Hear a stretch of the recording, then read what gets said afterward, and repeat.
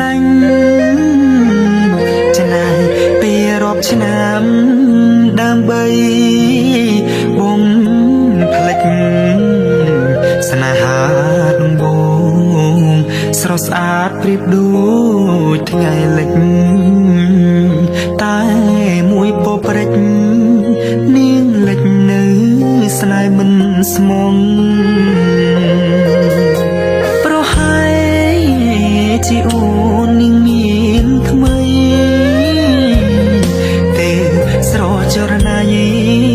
អូននាងក្បត់បងសែនស្ដាយណាស់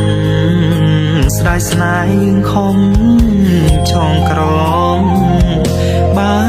អូនក្បត់បងឲ្យបងรู้ដើម្បីអី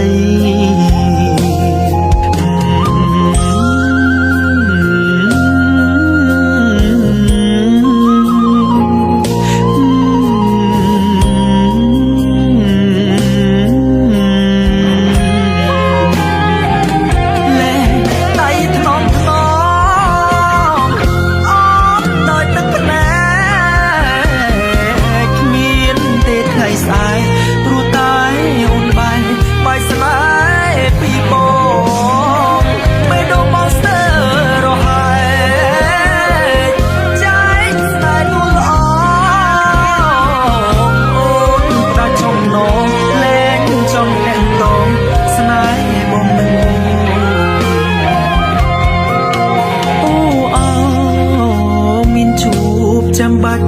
មានព្រាត់ស្នេហ៍មិនទៀងទាត់ដូចធ្លៀងបើថ្ងៃស្រឡាញ់ស្ទើរលេខយ៉ាងណាក៏ត្រូវលែងដៃបើមានជាតិថ្មីគុំជួបស្នេហ៍បែបនេះទៀត